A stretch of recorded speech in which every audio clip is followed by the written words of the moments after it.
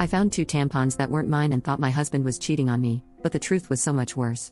I, 29F, have been with my husband, 30M, for 7 years, married for 4. I've never had reason to suspect he was unfaithful to me or even remotely dissatisfied with our marriage. He likes to joke that we're still living the honeymoon phase nearly 5 years and 2 kids in. I wouldn't have questioned that or him, were it not for a surprise I found in his car last month. While buckling our daughter into her car seat, I noticed something slotted between the cushions. I pulled it out and saw that it was a tampon. This wouldn't have been so unusual had I not had an IUD that has stopped my period for the past year, and I didn't even recognize the wrapper style. I brought it to my husband's attention, and he didn't seem to understand what it was, let alone why I was holding it, until I told him where I'd found it and why I was almost certain it wasn't mine. He shrugged and said it probably belonged to his coworker, Fiona. It's not uncommon for my husband to carpool to lunch with his coworkers, and we're both fairly close to Fiona and her husband, so I figured it was entirely possible the tampon had slipped out of her purse whenever he had driven with them or offered her a ride. No big deal. I put it out of my mind until we had dinner with Fiona and her husband a couple of weeks later. I had sincerely wanted to believe my husband. I just couldn't get over the way it had been tucked in the seat, and how my husband seemed to have no regard for it whatsoever. Maybe he was playing dumb or something, I don't know. So I did something that I now feel kind of crazy for doing. I faked an emergency and asked Fiona if she had any tampons while we were out together. She handed me one almost identical to the tampon I'd found in our backseat, and I breathed a sigh of relief. So the tampon, there was probably the same tampon here, and in all likelihood, there was an innocent explanation as to why it had been left in the backseat in the first place. I thought I'd seen the last of the out-of-place feminine hygiene products until I found another tampon this morning. This time, in my sock drawer. I feel physically ill at the thought of my husband having an affair and even more nauseated at the thought that the woman might have left these tampons out for me to find. If it was my husband's co-worker, why would she give herself away by offering me one the other night? In any other situation, I would want to talk to my husband about this, but I feel too sick and embarrassed to approach him with what I've found. What should I do? Update 1.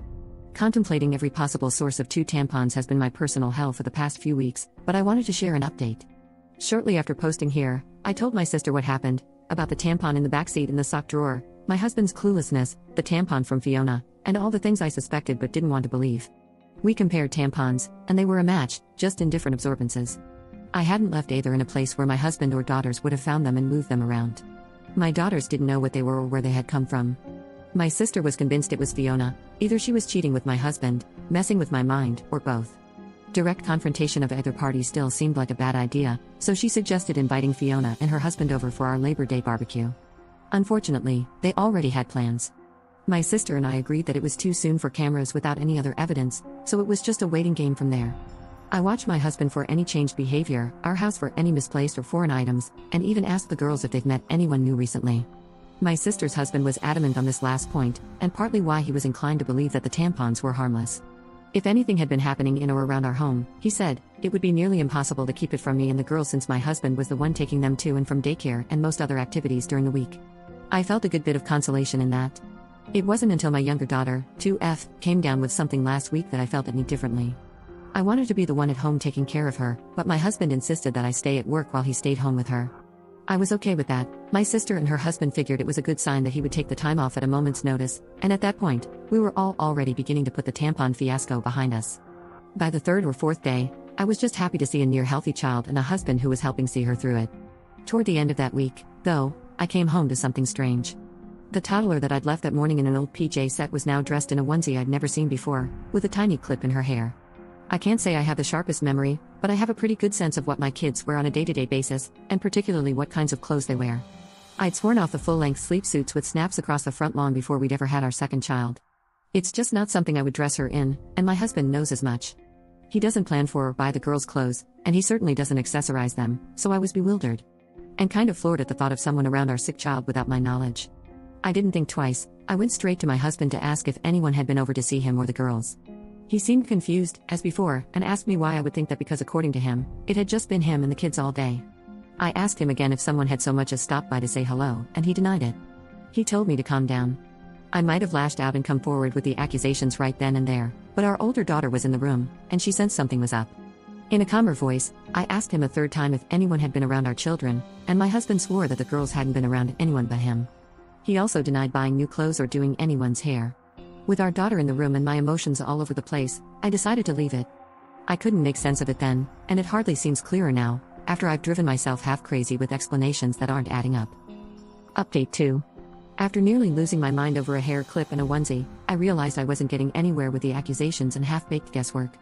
I had become so absorbed in the paranoia and misery of my situation that I wasn't sleeping, eating, or caring for my kids the way I should have been.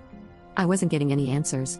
So, I decided to pull the trigger on the hidden cameras and have them shipped to my sister's house, with her husband agreeing to help with the setup. However, before the cameras were delivered, I finally got my long-awaited confirmation last week. A ring notification alerted me to motion at the front door while I was at work. Half expecting to see a delivery person, pet, or lawn care salesman for the 15th time, you can imagine my surprise when I saw a clip of a young woman leading my daughter into the house hand in hand, with my husband and the other daughter close behind them. The girls were supposed to be in daycare, and my husband was supposed to be at work. The woman, as far as I knew, was living 2 states away with a court order keeping her there. I immediately called my husband to ask him what the frick was this woman was doing in our house. He didn't answer, so I texted it to him. Even in his stupidity, he probably realized he had messed up by going through the front door, knew I had gotten the ring notification, and wanted to delay the inevitable. By the 5th or 6th subsequent call, though, he did pick up. The woman on the camera was my husband's sister. As I would come to find out later, she was the likely source of both tampons, the onesie, and the bow. She is also a registered sex offender and a recovering addict, who spent the better part of her adolescence and young adulthood coercing the silence of another one of my husband's family members after she did things to them. I hadn't seen or heard from her in years, and from the way my husband talked about her, I didn't expect I ever would. But here she was, in our house, with our children. Suffice it to say, I was livid. It wasn't an affair at all, and still, somehow, infinitely more disgusting knowing who it was and why all of this had been happening. Apparently, my sister-in-law, fresh off another stint in rehab, had wanted to reconnect and make amends with people she'd hurt, and my husband was high on that list. My husband didn't want me to know, or, worse, try to keep our children away from her, so they'd been meeting in secret, often at our house when I was at work. They would enter through the garage, in my husband's car, so the ring camera at the front door wouldn't tip me off. She spent the night on a weekend I had been on a business trip and slept in our bed. She babysat our girls on a night my husband told me he had dropped them off at his parents'. She bought the girls' clothes and dressed my youngest in the onesie and bow, the same clothes that my husband had sworn on his life I had dressed her in myself and must have forgotten. My husband swore this was all in my head. The tampons, the onesie, the bow, and all the rest. He was perfectly content to watch me agonize for weeks over a woman he insisted didn't exist, shrugging off each progressively more unsettling discovery like it was news to him and telling me I was being irrational. He insinuated that I was experiencing postpartum depression, 2 years after I'd given birth, 4 years after I'd told him that one of my biggest fears for motherhood was to suffer PPD like my mother had with me, to not be fully present for our babies, and be left with a world of guilt and regret as they grew older. He told me I wasn't sleeping enough, that I missed the girls too much, that I needed to take a step back and reevaluate the state of my mental health. I gave him the benefit of the doubt because he was my husband and because no other version of events made sense. Now, after a month of this mindfrick, I have nothing to show for my trust but this pathetic situation and a lot of anger. Call the cops and a lawyer. Believe me, I'm already on it. We're going scorched earth with this motherfricker.